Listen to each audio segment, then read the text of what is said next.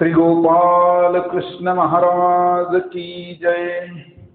वसुदेव सुतं देवं कंसचानूरमर्दनं देवकी परमानंदं श्रीकृष्णं वंदे जगद्गुरुं। सिंहाद्रि शिखरे रम्यं अत्रि अनसूयनंदनं तं वंदे परमानंदं श्रीदत्तात्रेय जगद्गुरुं। पुत्रं विशालदेवस्य नित्यमुक्तिं प्रदायकं मालिनी परमानंदं वंदे श्रीचक्रधरं प्रभो, वंदे श्रीचक्रधरं प्रभो। सर्वज्ञ श्री चक्रधर स्वामी की जय। श्री दत्तात्रेय प्रभु महाराज की जय। परब्रह्म परमेश्वर साधनदाता सर्वज्ञ श्री चक्रधर स्वामींनी या परमार्गाची स्थापना करून आपल्या या जीवावरती अनंत कोटी उपकार केलेले आहेत आणि आपल्याला पंचकृष्णांची ओळख करून दिली। त्या पंचकृष्णापैकी एक कृष्ण म्हणजे या मार्गाची अधिकारक श्री दत्तात्रेय प्रभू। या दत्तात्रेय प्रभूंच्या जन्मोत्सवाच्या निमित्ताने करण्यात येत असलेला 28 वर्षापासून हा उपक्रम आणि ह्या उपक्रमाचा जो सप्ताह असतो हा प्रतिवर्षाप्रमाणे यावर्षी सुद्धा होत आहे, चालू आहे आणि पुढे सुद्धा चालत राहील। उद्याच्याच दिवशी या ठिकाणी हा जन्मोत्सव सप्ताह या ठिकाणी संपन्न होणार आहे। अशा प्रकारचा हा सप्ताह परमपूज्य परमादरणीय श्रद्धेय प्रातस्मरणीय विद्वत रत्न श्री चक्रधर संस्कृत गुरुकुलचे माजी प्राचार्य हे अव्याहतपणे या ठिकाणी अखंडित अविरत अशी सेवा देत आहेत आणि त्यांच्या सेवेला प्रतिसाद आपण सर्व सांगवीकर भक्त मंडळी हे त्याच पद्धतीने सादाला प्रतिसाद देत आहेत। साथ दिली आणि प्रतिसाद जर नाही दिला तर त्याचा काही उपयोग होत नाही, परंतु बाबांनी साथ घातली की आपला प्रतिसाद हा असतो आणि त्यामुळे हा अखंड अविरतपणे हा उपक्रम चालू आहे।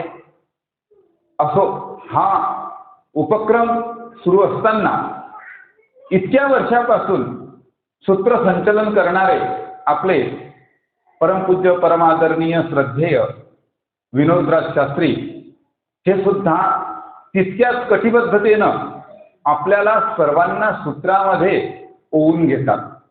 जसं स्वामींनी सर्व सूत्र हे सांगितले, परंतु ते सूत्र केशिराज व्यासांनी एका सूत्रपाठ या ग्रंथामध्ये ओवीत एका पुस्तकात त्याला पाठ समुदाय म्हणून लिखाणबद्ध केलं। त्याप्रमाणे बाबांचं कार्य आहे, पण त्या कार्याला सूत्रबद्धता आणणे हे शास्त्रीजींचं काम आहे।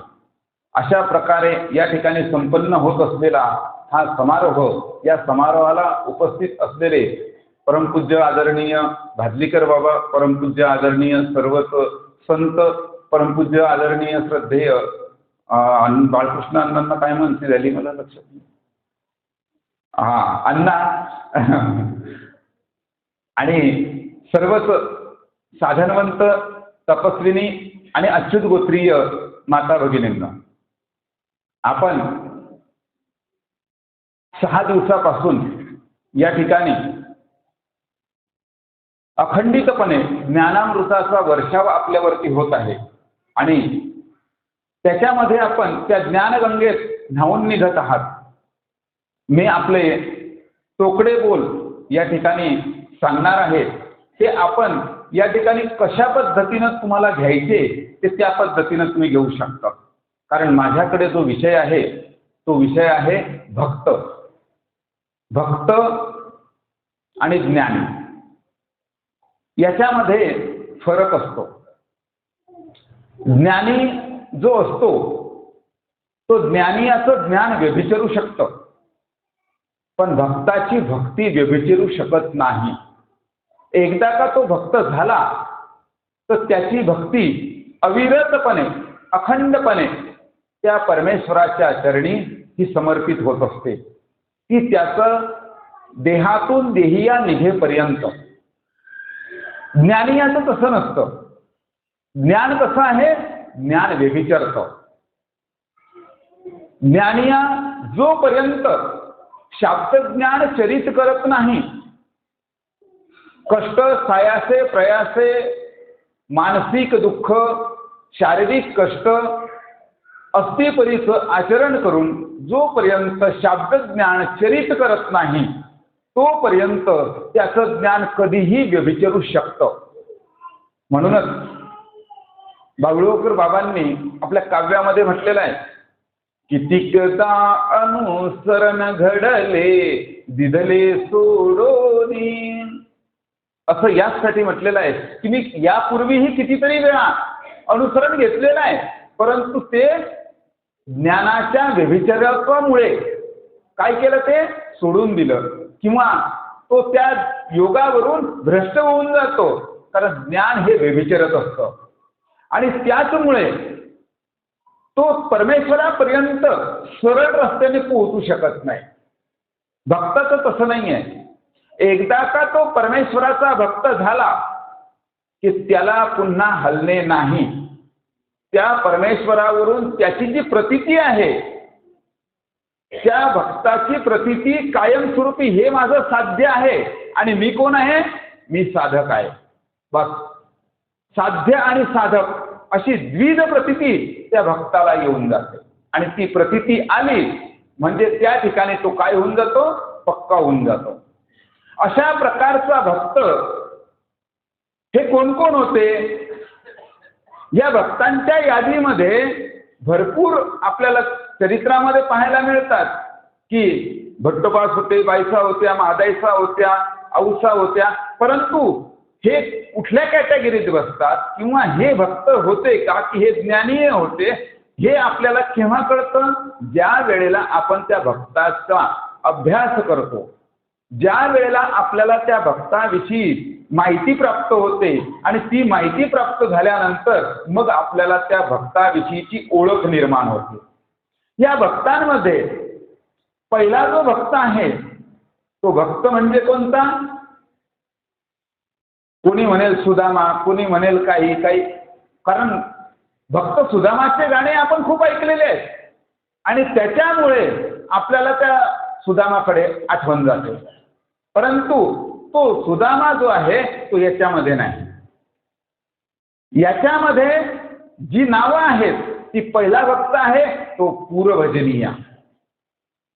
मग तो उभयदृश्य उत्तराच्या ठिकाणी झालं का अवरदृश्य का परदृश्य का एक सेवडा परदृश्य एक सेवडा अवरदृश्य ते त्याच्या कॅटेगरीवर अवलंबून आहे. पण पूर्वभजन होणं हे अत्यंत महत्वाचं आहे. कारण ज्ञानी हा कशाने होतो? अहेतुक भूत भजन ज्ञाना प्रतिसाधन. हे ज्ञान प्राप्त करून घेण्यासाठी सुद्धा जीवाला काय घडवावं लागतं? जीवाच्या ठिकाणी अहेतुक भूत भजन. अहेतुक म्हणजे निर्हेतुक. कुठलीही त्या ठिकाणी मनामध्ये चिंतन नाही की मी हे केल्यानंतर ते होईल, ते केल्यानंतर ते होईल. म्हणजेच कसं की मला गोमट होईल अशी सुद्धा भावना त्याच्या मनामध्ये असायला नकोय माझ्या मते तरी. की मला पुण्य हेतू होतं. कारण भिक्षा करायला जायला सांगतात तर नव हेतूच्या व्यतिरिक्त भिक्षा करायची आहे. भिक्षा द्यायची पण तशाच पद्धतीने द्यायची आहे. आणि म्हणून पदार्थ संपादत असताना आपण कुणाच्या ठिकाणी काही क्रिया करत असताना पंक्ती करत असताना आपल्या मनामध्ये जर का हेतू असतील, आता बिना हेतूचं तर कामच होत नाही. माझं हे काम होऊ द्या देवा आणि मग मी तुम्हाला हे करेल. देवाला विडा ठेवतानाच त्या ठिकाणी अगोदरच कबुली करून घेतले जाते की देवा मी हा विडा तुम्हाला या हेतूने मी तुम्हाला समर्पण करीत आहे आणि माझं एवढं काम तुम्ही करून द्या. मग मी काय करेल, मी अमुक ठिकाणी पंगत करेल, मी सप्त्यामध्ये 1 वर्षी माझ्याकडून पंगत करेल. अशा प्रकारची जर का त्या ठिकाणी क्रिया होत असेल तर ती अहेतुक भूतभजनामध्ये जाते का? तर निश्चितच नाही. अहेतुक म्हणजे कुठल्याही मनामध्ये हेतू नसताना, कोणतीही भावना मनामध्ये नसताना, हेतू कुठलाच नाही, भावना कोणतीच नाही, निर्मळ आणि शुद्ध अंतःकरणाने ज्या वेळेला ही क्रिया केली जाते ती म्हणजे मनुष्याच्या ठिकाणी भजन घडलं जातं.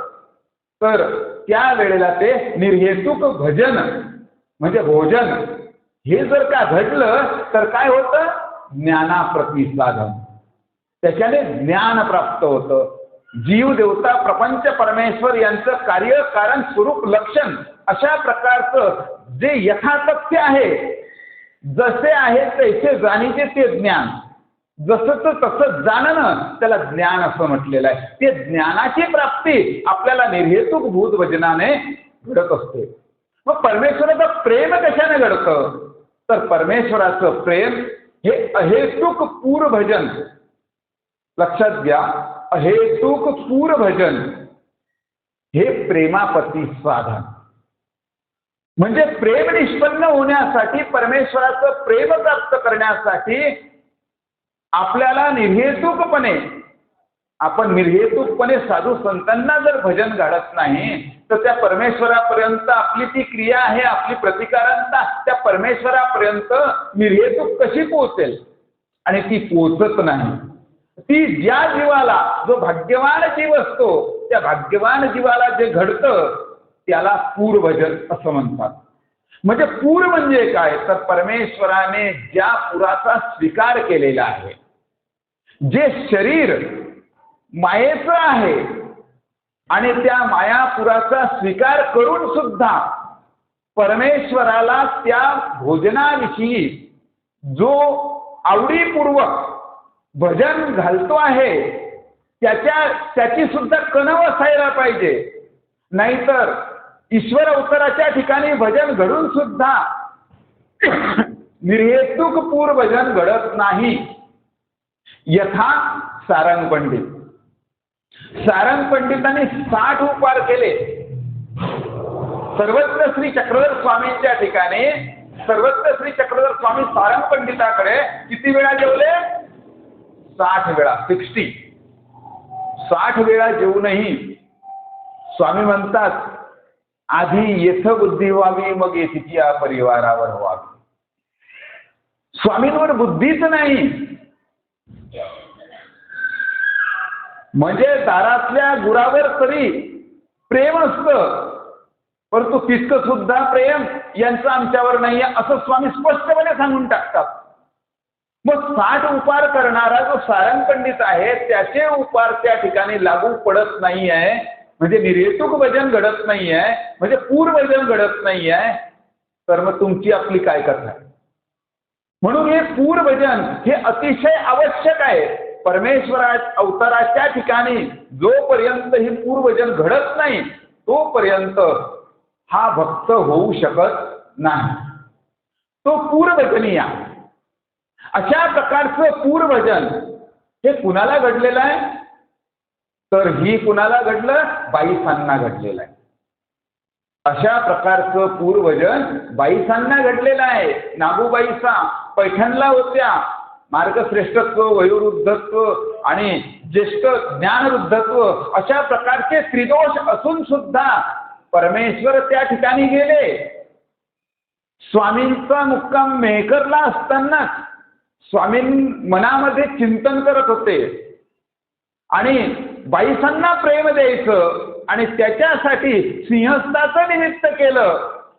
बोणे बायांसोबत जे निघाले सिंहस्थाच्या निमित्तानं ते सिंहस्थाला स्वामींना जायचं नव्हतं, परंतु कुठे जायचं होतं?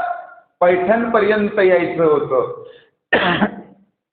आणि अशा प्रकारे स्वामी मेहकरवरून पैठणपर्यंत पोहोचतात. स्वामी म्हणतात, घरा जाऊनी संबंध दिधला.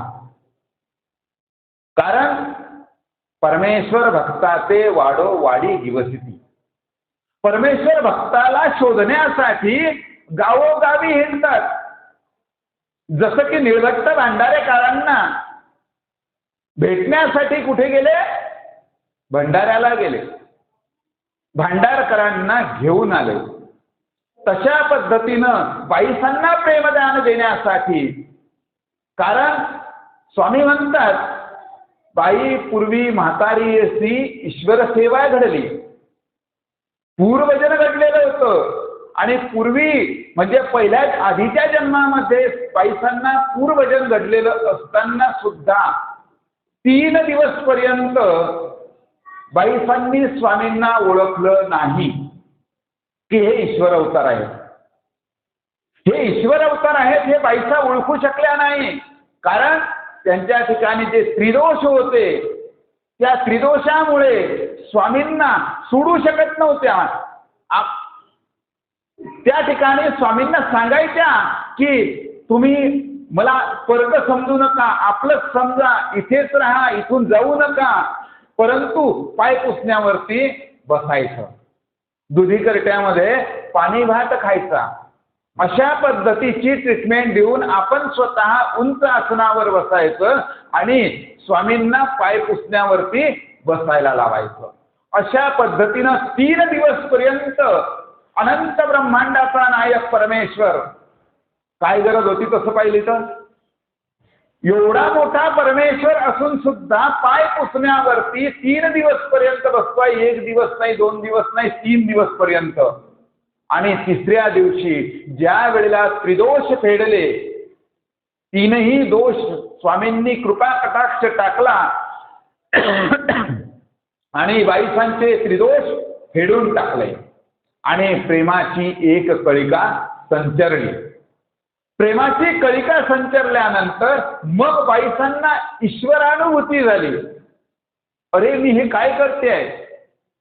बाबा पापी आहे मी, चांडाळी मी, सुळीये वळगली होती.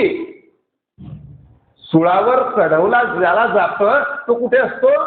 वरती असतो, पण ती त्याला शिक्षा असते. अशा प्रकारची मी काय करत होते? मी पापिनी आहे, मी चांडाळ आहे आणि मी जणू काही सुळावरतीच चढली होती, म्हणून मी तुमच्यापेक्षा वर बसली होती.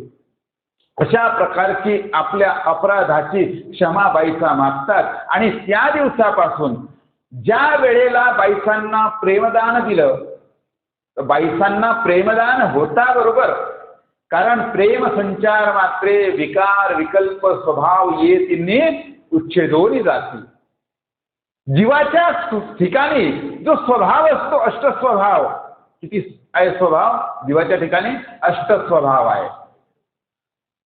आहार निद्रा भयमैथुनंच, म्हणजे हे 4 आणि शीत उष्ण भय निद्रा अशा प्रकारचे अष्ट जे स्वभाव आहे, मलमूत्र विसर्जन करणे, असे अष्टस्वभाव. हे अष्टस्वभाव या ठिकाणी समूळंच्या विनश्यती, म्हणजे मुळासहित ते काय होतात? नष्ट होऊन जातात. विकार जो आहे तो विकार पूर्णपणे नष्ट होऊन जातो भक्ताचा.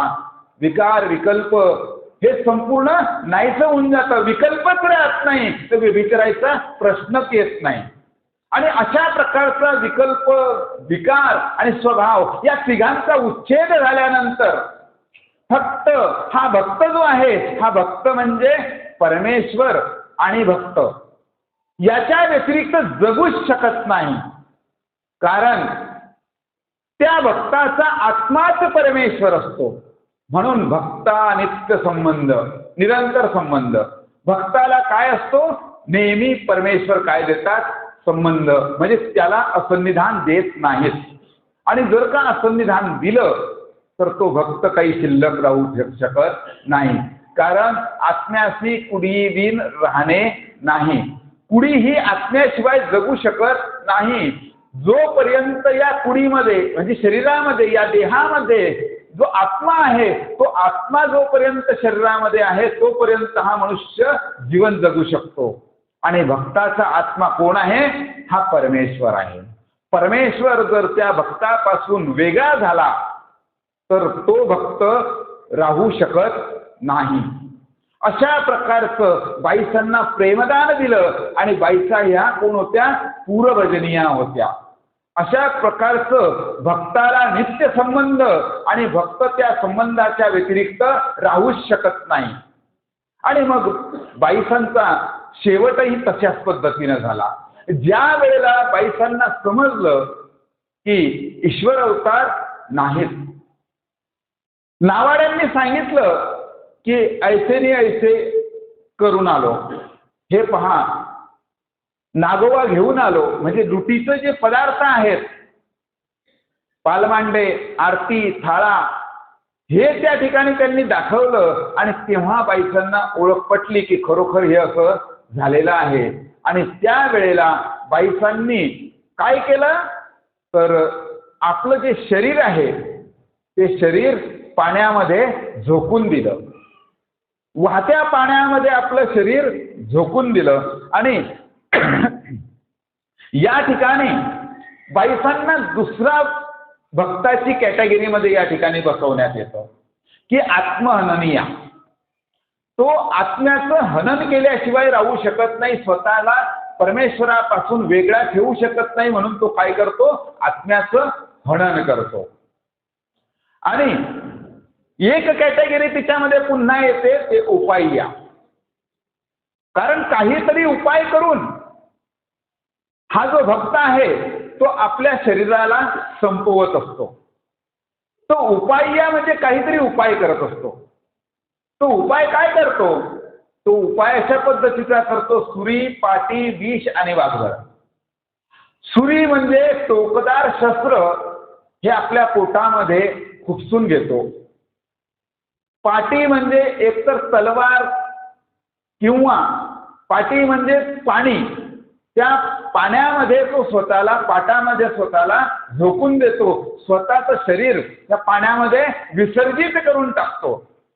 विष म्हणजे एखादा कुठला तरी विषारी पदार्थ हा खाऊन घेतो किंवा पिऊन घेतो आणि स्वतःला संपवतो. आणि वाघवळ, वाघवळ म्हणजे फाशी लावून घेणे, दोरीचा फास करून स्वतःला झाडाला म्हणा, घरात म्हणा, कुठे म्हणा, हे 4 उपायापैकी हा उपाय हा करत असतो.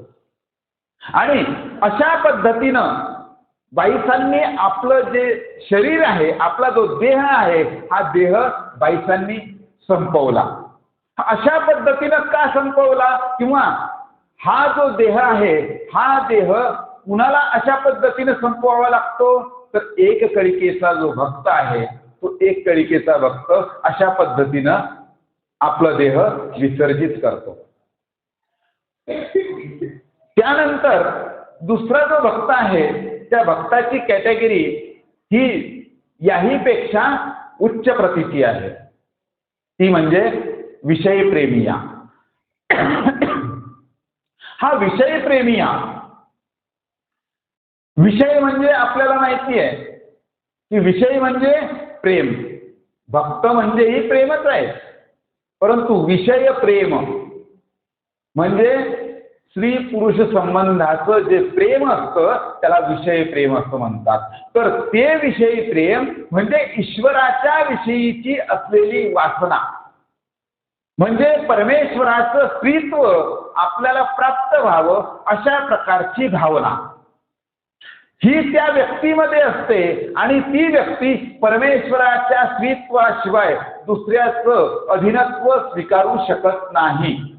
ती विषय प्रेमिया, ती दुसऱ्याची होऊच शकत नाही. ती फक्त आणि फक्त परमेश्वराचीच असते आणि शेवटपर्यंत ती परमेश्वराचीच राहते. जसं की रुक्मिणी औसा म्हणजे रुक्मिणी देवी या श्रीकृष्ण भगवंतांच्या पट्टराणी होत्या. आणि पट्टराणी 16,108 स्त्रियांपैकी पट्टराणी तर कोण होती? फक्त रुक्मिणी. 8 जरी मुख्य असल्या, त्या 8मधली सुद्धा मुख्य कोण होती? एकटी रुक्मिणी होती. ह्या रुक्मिणीचं महत्व इतकं का आहे? कारण ती पहिली होती तर होती, परंतु तिच्याविषयी तिच्या मनामध्ये जे परमेश्वराविषयीचं जे प्रेम होतं ते परमेश्वराचं गुणानुमोदन ऐकूनच ते परमेश्वराची होऊन गेली होती. कारण जगामध्ये सर्वात पहिल्यांदा प्रेमपत्र जे लिहिलं ते रुक्मिणीनं लिहिलं. त्याच्यानंतर प्रेमपत्रांना सुरुवाती झाल्या, परंतु सर्वात प्रथम जर का कोणी प्रेमपत्र लव्ह लेटर लिहिलं असेल तर ते कोणी लिहिलं? रुक्मिणीनं लिहिलं. की मी तुम्हाला मनामधून वरलेलं आहे, तुम्ही माझा स्वीकार करा अथवा नका करू, परंतु मी तुमची झालेली आहे आणि मी तुमच्याशिवाय जगू शकत नाही. तुम्ही जर का लवकरात लवकर या ठिकाणी नाही पोहोचलात तर मी काय करून टाकेल? माझं देह संपून जाईल, मी जगणार नाही. तुम्ही जर का उशीर लावला तर माझा जो देह आहे हा तोपर्यंत संपून जाईल. म्हणून उशीर न करताना ज्या वेळेला तुम्हाला हे पत्र वाचायला मिळेल त्या वेळेला तात्काळ तुम्ही निघा. आणि खरोखर श्रीकृष्ण भगवंतांनी पत्र पाहिलं, वाचलं, कुणालाच काहीच सांगितलं नाही.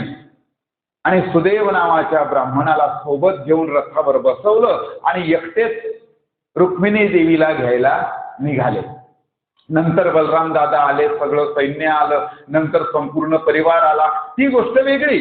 परंतु कृष्ण भगवंतांनी भक्तासाठी लगेच त्या ठिकाणी निघायची तयारी केली आणि कौंडण्यपुराला निघाले. आणि रुक्मिणी देवी ही वरून त्या ठिकाणी पाहत होती आणि सुदेव ब्राह्मणाला सांगितलं की जा तुम्ही त्यांना सांगून या की आम्ही आलेलो आहोत. सुदेव ब्राह्मण माडीवरती गेला. रुक्मिणी देवीने सांगितलं मला त्यांना बघायचं आहे. म्हणजे पाहिलेलंच नव्हतं, नजरानजरच झालेली नव्हती, आणि तरी सुद्धा इतकं प्रेम त्या ठिकाणी होतं. ऐकूनच एवढं प्रेम होतं रुक्मिणी देवीला. म्हणून सर्व उच्च कोटीची जी भक्ती होती विषयप्रेमियाची तर ती होती रुक्मिणी देवीची. माडीवरून श्रीकृष्ण भगवंतांची श्रीमूर्ती पाहिली आणि तिथूनच ती स्वतःला झोकून देत होती, माडीच्या खाली टाकून देत होती कृष्ण भगवंतांच्या भेटीसाठी. परंतु सुदेव ब्राह्मणानं पटकन धरून घेतलं. मादाईसा म्हणतात की जीजी जर का सुदेव ब्राह्मणाने धरलं नसतं तर रुक्मिणी देवीचं काय झालं असतं? हातपाय मोडला असता का, मेली असती का, काय झालं असतं? स्वामी म्हणतात जितका वेळ नंतर लागला तितकाही वेळ लागला नसता. त्याच क्षणाला रुक्मिणी देवी कृष्ण भगवंतांची होऊन गेली असती, परंतु सुदेव ब्राह्मणाने तिला धरल्यामुळे तितकं अंतर पडलं. अशा प्रकारची भक्ताची महती आहे की भक्ताला परमेश्वर किती सहाय्य करतात. भक्ताला परमेश्वर, जसा भक्त परमेश्वराला आत्मा समजतो तसंच परमेश्वर सुद्धा भक्ताला आपलं देह समजतो. बघा आपल्या देहाला, शरीराची आपण कशी निगा राखतो तशाच प्रकारे परमेश्वर सुद्धा भक्ताची निगा राखतो आणि त्या भक्ताला काहीही होऊ देत नाही. बघा तुम्ही संपूर्ण चरित्रामध्ये बाईसांना कधी आजारी पडल्या असं तुम्हाला तिच्यामध्ये दिसतं का?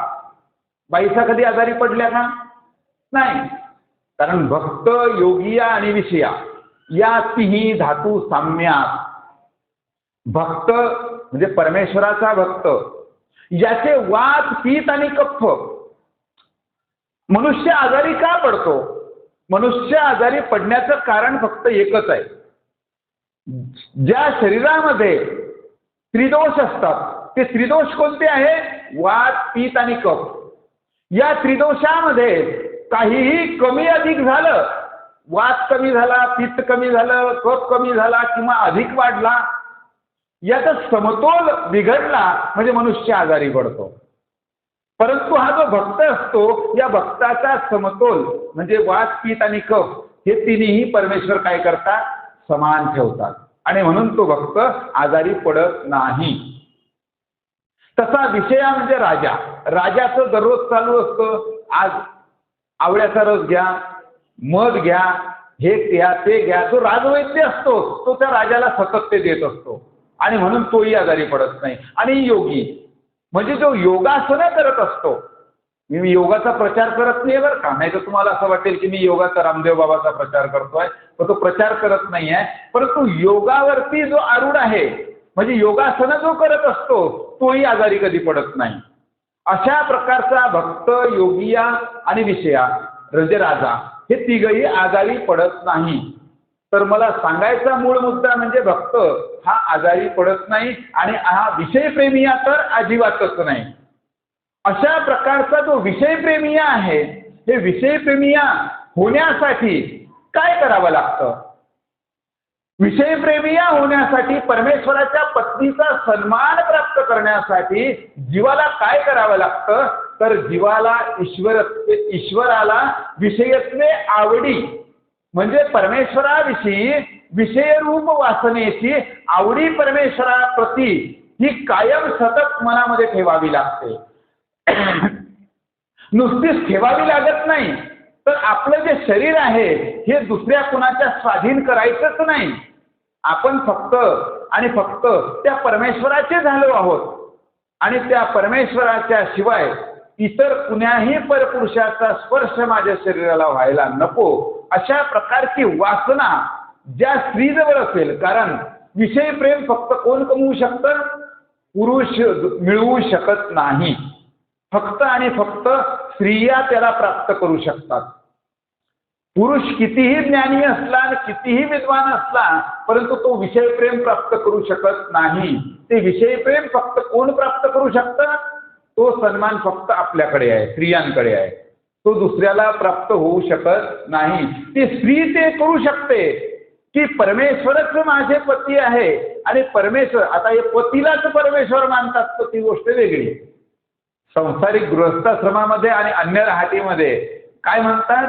पती परमेश्वर. पती परमेश्वर नाही, परमेश्वर पती आहे. स्वामी म्हणतात, बाई तो तुमचा मृत्यूपती की.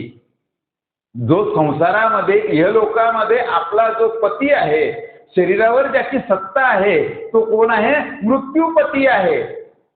परंतु खरा पती परमेश्वर कोण आहे? तो परमेश्वर.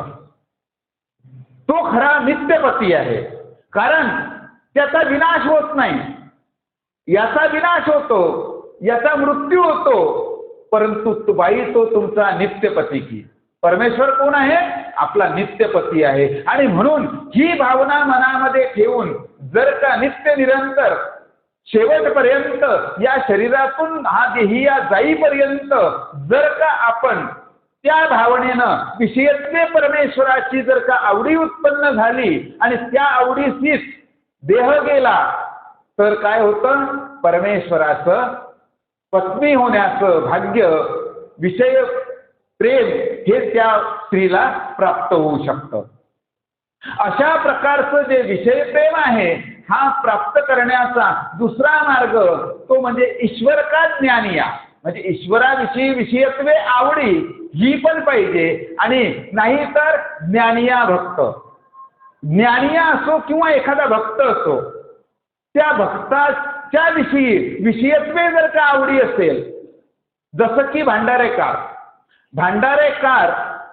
भांडारेकारांची पत्नी ती सुद्धा स्वामींच्या सोबत यायला निघाली होती, पण भांडारेकार म्हणतात की तुम्ही इथेच राहा. भांडारेकारांच्या पत्नीनं जर का भांडारेकारांविषयी देह जाईपर्यंत त्या जर का एकनिष्ठ राहिल्या असतील, तर हे आपल्याला माहित नाही राहिल्या का नाही, तर पण जर का त्या राहिल्या असतील तर पुढच्या जन्मी त्यांना विषय प्रेम निश्चित झाल्याशिवाय राहणार नाही. कारण परमेश्वराचा भक्त आणि त्या भक्ताविषयी काय केलेलं आहे? विषयत्वे आवडी. कारण ती पत्नीच होती त्यांची, विषय त्या ठिकाणी येणारच आहे आणि विषयत्वानं आवडी ही राहणारच आहे. आणि त्याच्या सवेत तिचा देह जर का निघून गेला तर काय होतं की तिला विषयप्रेम झाल्याशिवाय राहत नाही. अशा प्रकारचं जर का वर्तणूक त्या स्त्रीने केली तर विषय प्रेम हे होत असतं. अशा प्रकारचं दुसरं उदाहरण जर सांगायचं म्हटलं तर स्वामींची हंसाबा नावाची जी पत्नी होती, जसं रुक्मिणी देवी तशी हंसाबा नावाची पत्नी, ती सुद्धा काय होती? विषय प्रेमिया होती. अशा प्रकारे जर त्या परमेश्वराचं प्रेम प्राप्त करून घ्यायचं असेल तर ज्ञानिया सुद्धा परमेश्वराचं प्रेम प्राप्त करून घेऊ शकतो. स्वामी म्हणतात, बाई आग्रहो नाही तर ज्ञानी, आग्रहो जर होय तर ज्ञानियासीही प्रेम देती. जीवाच्या ठिकाणी तशा पद्धतीची आग्रह असायला पाहिजे असतो की हे परमेश्वरा, मला तर काही पूर्वजन घडलेलं नाही आहे, परंतु मी अधम आहे, मी पापी आहे, मी चांडाळ आहे, मी तुमच्यापर्यंत पोहोचू शकलो नाही, परंतु मला एवढं ज्ञान प्राप्त झालेलं आहे की मी तुम्हाला आग्रह करू शकतो. अशा प्रकारचा आग्रह जर का धरला, परमेश्वराला सतत त्या ठिकाणी रिझवायचा प्रयत्न केला,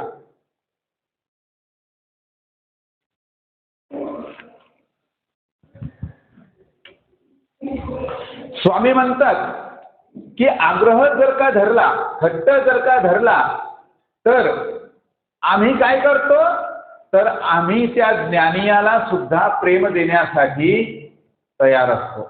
स्वामींनी त्याच्यासाठी एक सुंदर असा दृष्टांत सांगितलेला आहे की एखाद्या स्त्रीचं मूल असतं आणि ते मूल कसं असतं, हट्टी असतं. तो हट्टी मूल आईच्या शिवाय राहतच नाही. त्याला दुसऱ्या स्त्रीने जरी घेतलं, त्या आईला काही काम करायचं आहे आणि काम करायचं असल्यामुळे ती दुसऱ्या शेजारणी पाजारणीला किंवा घरातल्या कोण्या व्यक्तीला सांगते की याला जरा सांभाळा, याला जरा सांभाळा.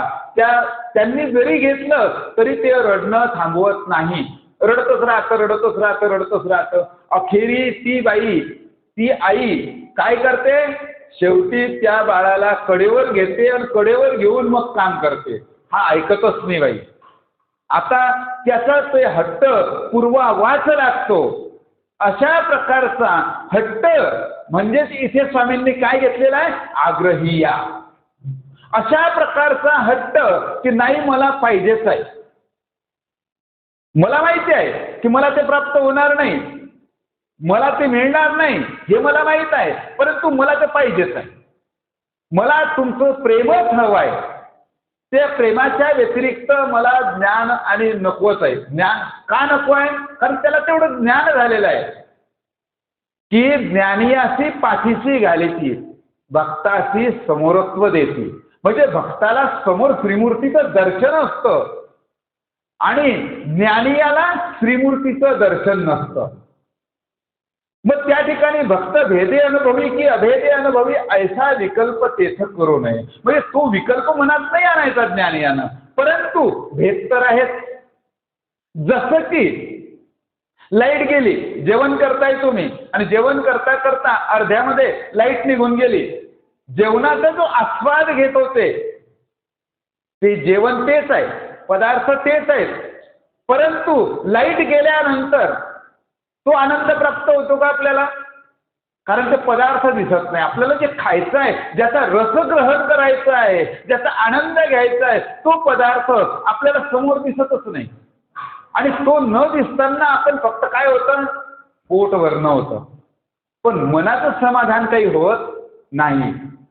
तशा पद्धतीनं जो ज्ञानिया आहे, ज्ञानियाला आनंदाचं रसपान प्राप्त होतं, तो श्रीमूर्तीचं दर्शन नसतं.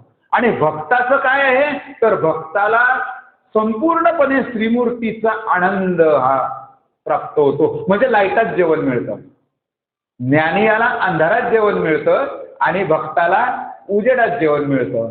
तर अशा प्रकारचं उजेडात जर जेवण पाहिजे असेल तर आपल्याला काय प्राप्त करावं लागेल, त्या परमेश्वराचं प्रेम प्राप्त करावं लागेल, भक्ती प्राप्त करावी लागेल. कारण प्रेम बोलीजे, भक्ती बोलीजे. प्रेम आणि भक्ती ही काही वेगळी वेगळी नाही आहे. भक्ती आणि प्रेम हे एकच आहे. प्रेमाचा संचार झाला म्हणजे तो भक्त झाला. अशा प्रकारचा हा आग्रह करून करून परमेश्वराला मागणं घालतो आणि तो तशा पद्धतीचा आचार करतो. म्हणजे आचार कोणता करतो, अस्तिपरीचंच आचरण आहे. शाब्दचरित होण्यासाठी अस्तिपरीचं आचरण हे करावंच लागतं. पण ते करत असताना तो परमेश्वराला आग्रह घेतो. काय आग्रह घेतो, मला शाब्दज्ञान नको आहे, मला काय पाहिजे, मला फक्त आणि फक्त परमेश्वरा तुमचं प्रेम हवं आहे. मला प्रेमाच्या व्यतिरिक्त काहीच नको, अशा प्रकारचा आग्रह तो घेऊन परमेश्वराकडून प्रेम प्राप्त करून घेतो, त्याला आग्रहीय असं म्हटलेलं आहे. त्यानंतर पुढचा जो आहे तो म्हणजे तळमळीया. परमेश्वर प्रेम देतात, आणखी कुणाला देतात? शाब्दज्ञान चरितार्थ करण्यासाठी शारीरिक कष्ट मानसिक दुःख सहन करत असताना सुनिया परी असावे. एका ठिकाणी कुठंच त्याचं चित्त लागत नाही. तळमळीत जन्माते धाडी तयाही एक भले. ते भले कोणते? ते तळमळीयाचं भलं. म्हणजे तो सारखा, जसं मासळीला पाण्यातून बाहेर काढल्यानंतर तिला जीवन हवं असतं, जीवन म्हणजे पाणी हवं असतं, आणि त्या पाण्यासाठी ती तडफडते तडफडते तडफडते. तशाच पद्धतीनं माझा परमेश्वर मला प्राप्त होत नाही आहे आणि तो मला प्राप्त करून घ्यायचाच आहे, अशा प्रकारची तीव्र भावना तर असतेच. तो ज्या वेळेला आचरण करायला निघतो, तो कुठलाही शब्दज्ञान चरित करण्यासाठी निघतो, त्याला भावना तीच असते, आचरण करण्याचीच भावना असते. परंतु त्या भावनेचा अतिरेक होणे म्हणजेच कुठे सुद्धा चित्त न लागणे. नामस्मरणात चित्त लागत नाही, त्याचं आचरणामध्ये चित्त लागत नाही, त्याचं भिक्षा उसरामध्ये चित्त लागत नाही, विजनाला चित्त लागत नाही.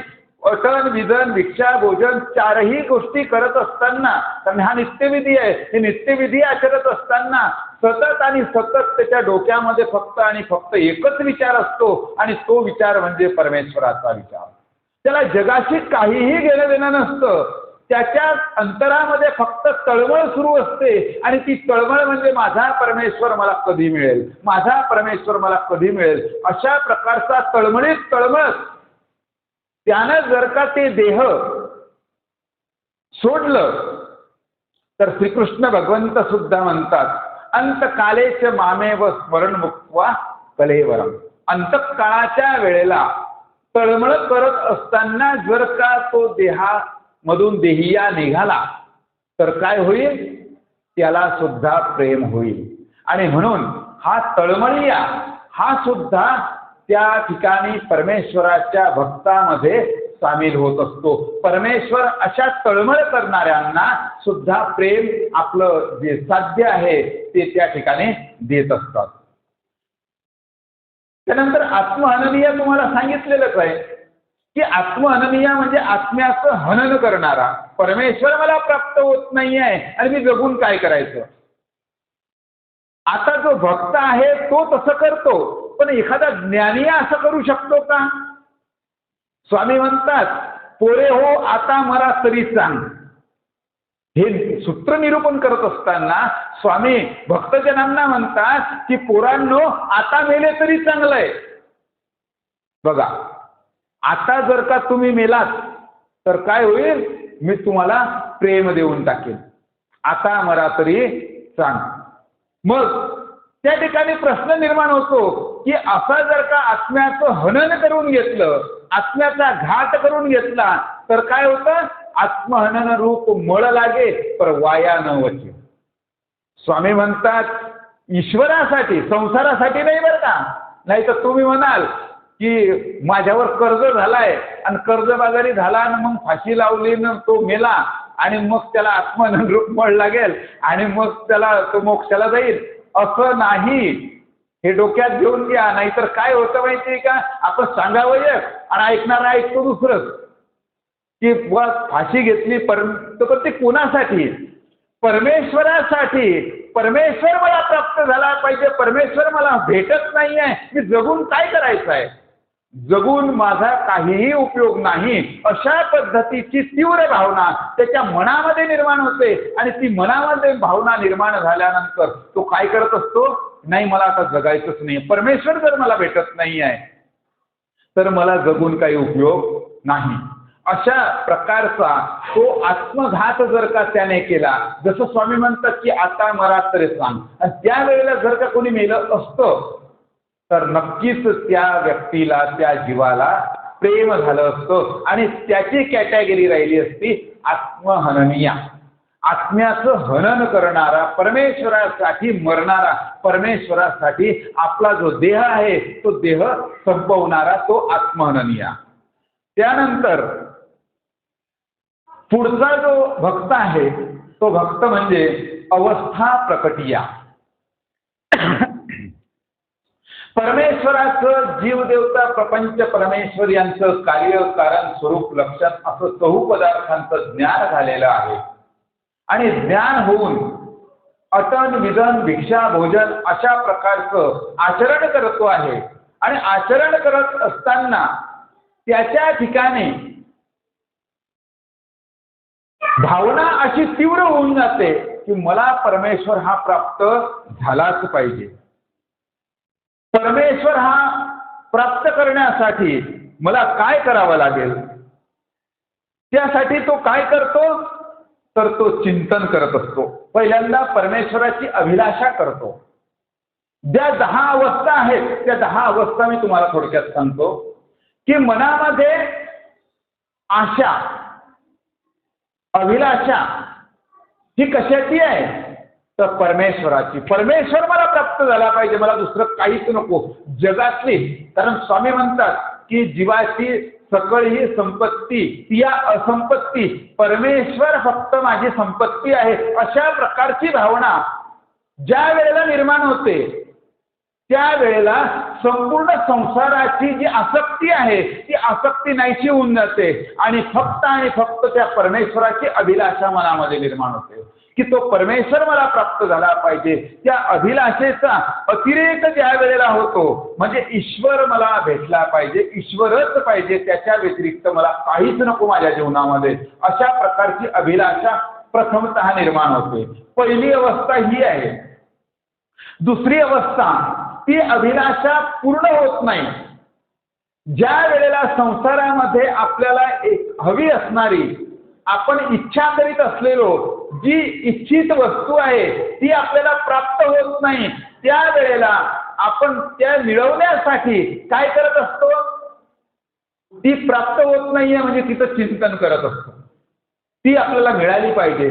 जसं की संसारामध्ये आपल्याला सर्वात जास्त उपयोगी वस्तू कोणती आहे पैसा. पैसा प्राप्त करण्यासाठी आपण काय करत असतो रात्रंदिवस पैसे कसे मिळतील त्याचं चिंतन करत असतो आणि पैसे प्राप्त होत नाहीये त्याच्याबद्दलची चिंता निर्माण होत असते आणि ती चिंता माणसाला सतत काय करत असते जाळत असते. तर हा जो परमेश्वराचा जो ज्ञानीय आहे हा ज्ञानीय काय करतो हा चिंतन करतो चिंता करतो पण कशाची करतो माझा परमेश्वर मला प्राप्त होत नाही याची चिंता असते याच्या मनामध्ये. याला सतत रात्रंदिवस अष्टोप्रहर याच्या डोक्यामध्ये फक्त एकच चिंता आणि ती म्हणजे माझा परमेश्वर मला प्राप्त झाला पाहिजे ही चिंता असते. ही चिंता करत असताना तो स्मरण करत नाही असं नाहीये. तो काय करत असतो सारखं रात्रंदिवस त्याच्या तोंडामध्ये मुखामध्ये परमेश्वराचं नामस्मरण असतं. भट्टोबासांना ह्या 10 अवस्था प्रकट झाल्या होत्या तर त्या प्रकट होत असताना तुम्ही एखाद्या भजनामध्ये ऐकलं सुद्धा असेल की भिक्षा मागत असताना ते सुद्धा काय म्हणायचे मज चक्रधर द्या. माझा जो चक्रधर आहे म्हणजे त्यांना भिक्षा मागायची ही सुद्धा शुद्धी नव्हती. श्री चक्रधर द्या. त्यांना त्यांचं नाव विचारलं तर ते काय म्हणायचे श्री चक्रधर.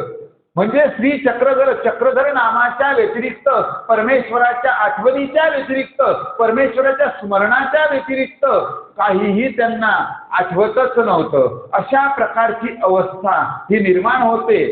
आता ही तिसरी अवस्था ही स्मरणाची अवस्था. त्यानंतर चौथी अवस्था की परमेश्वराच्या गुणांचं वर्णन करणे गुणवर्णन.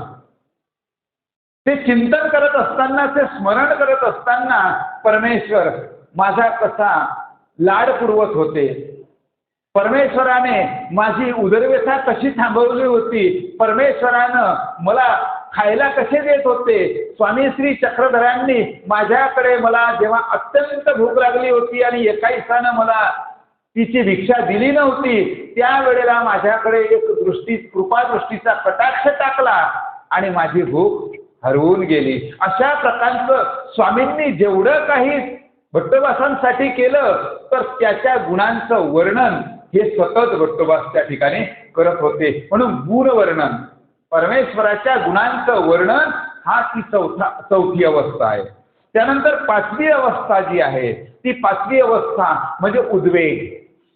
हा जो उद्वेग आहे म्हणजे हा उद्वेग कसा असतो, आपल्याला एखादी गोष्ट प्राप्त झाली नाही आणि ती होत नाही आहे, ती चिंता करता करता करता करता अतिशय चिंतेच्या पुढची स्टेप म्हणजे खूप त्रास येऊन जातो माणसाला, त्याला उद्वेग असं म्हणतात.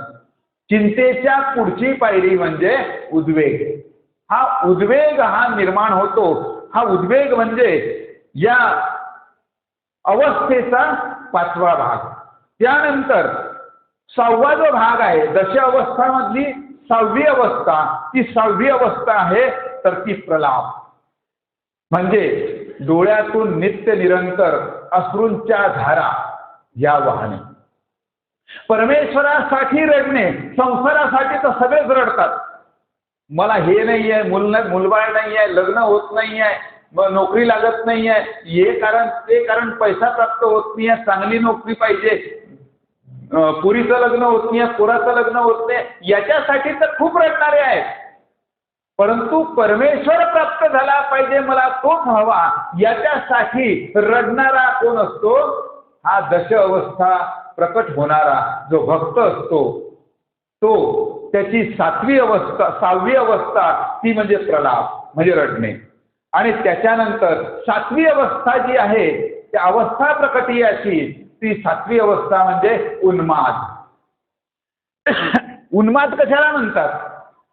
तो उन्माद आपण व्यवहारामध्ये बघत असतो की एखाद्याला पैशाची घमेंड आली की आपण म्हणतो त्याला उन्माद आलेला आहे.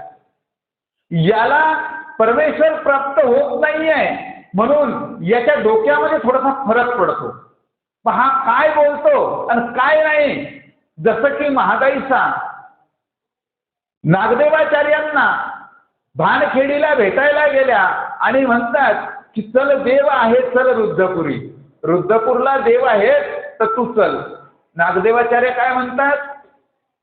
तो नाही देव माझा, चक्रधर स्वामी तो कैवल्याचा राजा. तो गोविंद प्रभू बाबा माझा देव नाही आहे. बघा त्यांच्या जवळ श्रीप्रभू बाबांजवळ राहून श्रीप्रभू बाबांच्या सेवेमध्ये काही दिवस राहिलेला आहे. स्वामींनी त्यांना पाठवलेला आहे आणि ईश्वर अवतार आहेत ही सुद्धा प्रचिती आहे. आणि असं असून सुद्धा वेड्यासारखं बडबडणे म्हणजे तो माझा देव नाही आहे. माझा देव फक्त कोण आहे? तो श्री चक्रधर स्वामीच आहे.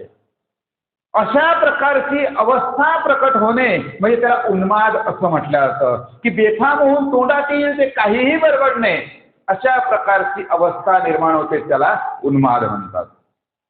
या अवस्थेच्या नंतर आठवी अवस्था जी प्रकट होते तर ती म्हणजे व्याधी निर्माण होते.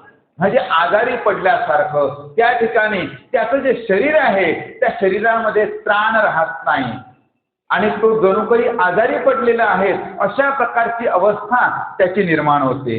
त्यानंतर नववी अवस्था आहे ती नववी अवस्था म्हणजे जडता म्हणजे शिथिलता, स्थिरता. म्हणजे हात असा आहे तर त्याला असा सुद्धा करू शकत नाही, खालचा हात वर घेऊ शकत नाही, वर असलेला हात खाली घेऊ शकत नाही. अशा प्रकारची शरीराच्या ठिकाणी जी शिथिलता निर्माण होते, जी जडता निर्माण होते तर ती अवस्था म्हणजे जडता.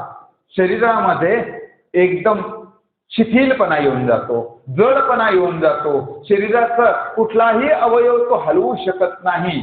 ती अवस्था म्हणजे नववी अवस्था.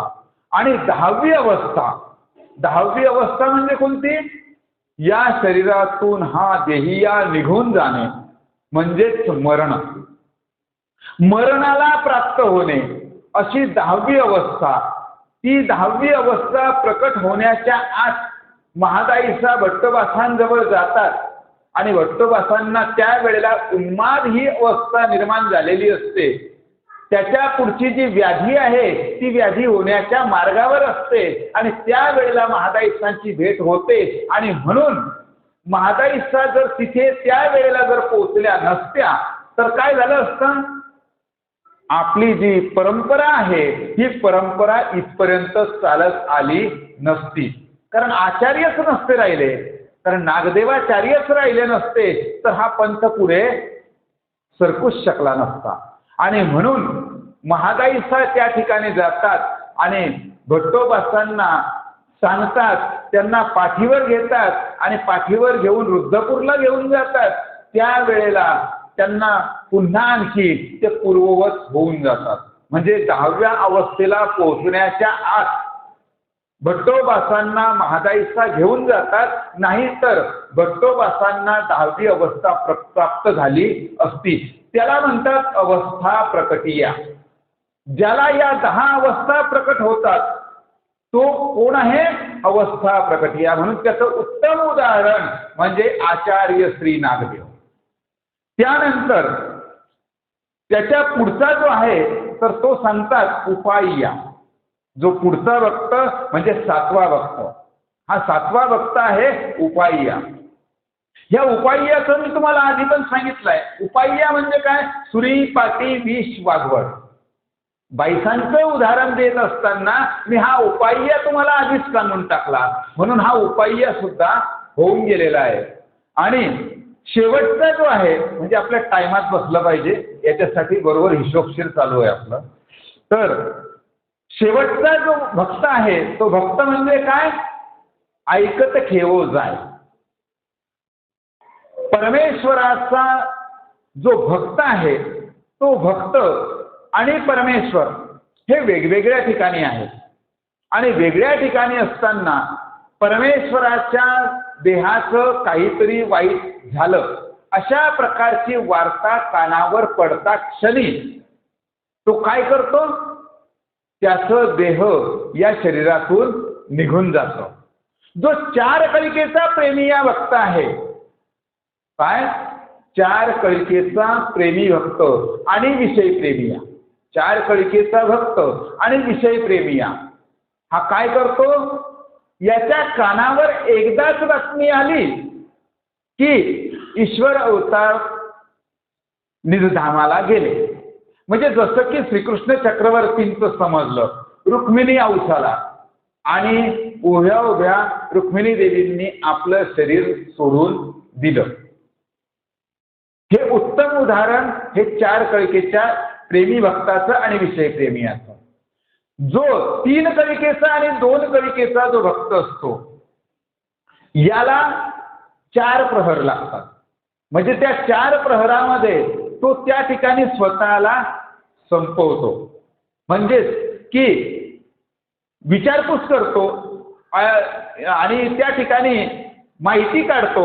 माहिती काढल्यानंतर मग तो त्या ठिकाणी त्याचं जे शरीर आहे ते शरीरातून तो प्राण निघून जातो. आणि महदोबा भक्त हे त्याचं एक उदाहरण आहे की 3 वेळा त्यांनी विचारलं. 3 वेळा काय विचारलं? भट्टो हे सत्य, भट्टो हे सत्य. आता पूर्ण लीळा जर सांगत बसलो तर इथं या ठिकाणी वेळ होऊन जाईल का बाबाजी? कारण त्यांनी मला 9:20 सांगितले होते. हा, तर विषय पूर्ण होऊन जाईल म्हणजे आपला. तर जो ऐकत खेव आहे त्याला जर महदोबा भक्तांचं पूर्ण उदाहरण त्या ठिकाणी सांगितलं तर ते परफेक्टपणे बसतं. की महदोबा नावाचे वरंगलचे जे भक्त होते त्या वरंगलच्या भक्तांचं पूर्ण स्टोरी सांगत नाही, परंतु ज्या वेळेला स्वामींच्या सोबत निघाले त्या वेळेपासून सांगतो की स्वामींनी त्यांना भक्ताला प्रेमाचा संचार केला. तो कशा वेळेला केला? महदोबा भक्त स्वामींना तलवार घेऊन मारायला आलेले होते. महत्वाची गोष्ट आहे म्हणून तो विषय सांगतो की तलवार घेऊन मारायला आले होते की माझ्या बहिणीशी स्वामींचे असे असे संबंध आहे. मी स्वामींना इतकं चांगलं सांगत होतो आणि माझ्या बहिणीशी असा संबंध करतात, मी तलवारीनं यांना कापूनच टाकतो. आणि स्वामींनी त्या वेळेला फक्त काय केलं की आपल्या श्रीमुखावरचं जे वस्त्र आहे ते बाजूला केलं. कृपा कटाक्ष महदोबा भक्तांच्या डोळ्यात डोळे टाकले आणि कृपा कटाक्ष पडता क्षणी भक्ताचे सकळी उच्छेदोनी जातील. काय सकळी? विकार विकल्प स्वभाव ये तिन्ही उच्छेदोनी जातील. आणि तशा पद्धतीनं त्यांना तो प्रेमाचा संचार झाला आणि प्रेमाचा संचार होता क्षणी त्यांनी काय केलं? हातातली तलवार गळून पडली. पण असं का व्हावं की मारायला जाणारा व्यक्ती त्याला परमेश्वर प्रेम देतात आणि एक 60 वेळा स्वामींना जीव घालतो, तर तरी सुद्धा स्वामी स्वीकार करत नाही. सारंग पंडित आणि त्याची क्यू यायला पाहिजे होती की नाही? इतक्या वेळा त्याचं भोजन घेतलं, त्याला पूर्वभोजन हे घडवायला पाहिजे होतं की नाही? पण त्याला पूर्वभोजन घडवलं नाही आणि हा मारायला आला आणि याला प्रेम देऊन टाकलं. याच्या मागचं कारण काय? बरं, याला प्रेमाची चाल याची मागची होती, मग हा मारायला कसा गेला? मधोबा भक्तांची एक विशेषता होती की यांची नित्य नरकाची आणि या भक्ताच्या प्रेमाची या दोन्ही चाली ज्या होत्या त्या सोबत होत्या. या दोन्ही चाली सोबत असल्या कारणाने स्वामींनी जी नित्य नरकाची चाल होती तिला प्रतिबंध करून टाकलं आणि काय केलं? प्रेम देऊन टाकलं. कारण प्रेमाची सुद्धा परवड आलेली होती आणि नित्य नरकाची सुद्धा परवड आलेली. दोन्ही परवडी असताना जीवाचं भलं ज्याच्यामध्ये आहे तेच परमेश्वर करतात. परमेश्वर कधीही काय करतात? जीवाचं भलं ज्या गोष्टीमध्ये आहे ती गोष्ट परमेश्वर करत असतात. आणि याच्यामध्ये या मधोबा भक्तांचं भलं कशात होतं? यांना प्रेम देण्यामध्ये यांचं भलं होतं. नित्य नरकामध्ये जर गेले असते तर पुन्हा आणखी वाटळगुंडा हा नदीतला दगड हा होऊन गेला असता. आणि म्हणून त्यांना प्रेम दिलं आणि प्रेम दिल्यानंतर मग स्वामी तिथून निघतात. निघाल्यानंतर काही दिवस स्वामी त्यांना आपल्या सोबत ठेवतात, कारण भक्त हा परमेश्वराशिवाय राहू शकत नाही. म्हणून स्वामींनी त्यांना थांबा सांगितलं तरी सुद्धा ते थांबायला तयार नाही. स्वामींच्या सोबत निघाले. काही दिवस ठेवल्यानंतर मग स्वामींना त्यांना विरह द्यायचा होता. भक्ताचे सकळी सन्निधानी चरितार्थ होय. भक्ताचं चरित्र झालं हे स्वामींना माहीत होतं आणि ते चरित्र करण्यासाठी असंविधान देणं हेही गरजेचं होतं. आणि म्हणून स्वामींनी त्यांना काय केलं? शेजारच्या एका गावामध्ये ठेवलं. नदी आडवी होती आणि इकडच्या गावामध्ये स्वामी थांबले. त्या दोन्ही गावामध्ये जाणारा येणारा एक ब्राह्मण होता. स्वामींनी सांगितलं की तू या गावाला मी बोलवल्याशिवाय यायचं नाही. आता परमेश्वराची आज्ञा असल्या कारणाने त्या ठिकाणी त्यांनी ती आज्ञेचं प्रतिपादन केलं आणि त्या गावालाच राहिले. परंतु परमेश्वराशिवाय राहू शकत नाही.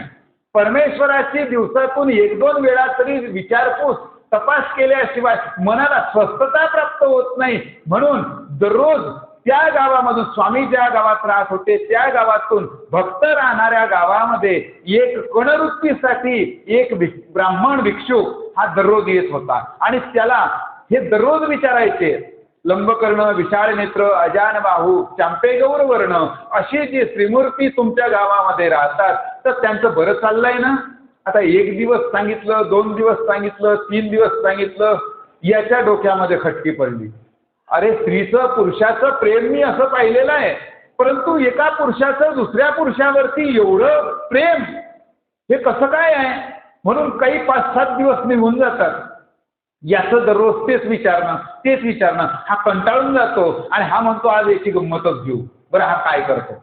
आणि म्हणून हा ब्राह्मण त्या मधोबा भक्तांना सांगतात. काय सांगतात? अहो, तुम्हाला माहित नाही म्हणे. काय? अहो म्हणे, ऐसे झाले, सर्पदंश निमित्ते सरले म्हणे ते भट्टो, हे सत्य? मधोबा भक्त त्यांना एकदा पहिल्यांदा विचारतात, भट्टो हे सत्य? हो म्हणे, खरंच मी पाहून आलो. भट्टो हे सत्य? हो म्हणे, मी आत्ताच तर तिथून आलो, तुम्ही काय सत्य विचारताय म्हणे. तरी तिसऱ्यांदा विचारलं, भट्टो सत्य? हो म्हणे, सत्य सत्य सत्य. याने कंटाळून 3 वेळा सांगून टाकलं आणि 3ही वेळेला सत्य सत्य. कारण कोर्टामध्येही तुम्ही जर गेले तर तुम्हाला त्या ठिकाणी 3 वेळा विचारला जाता.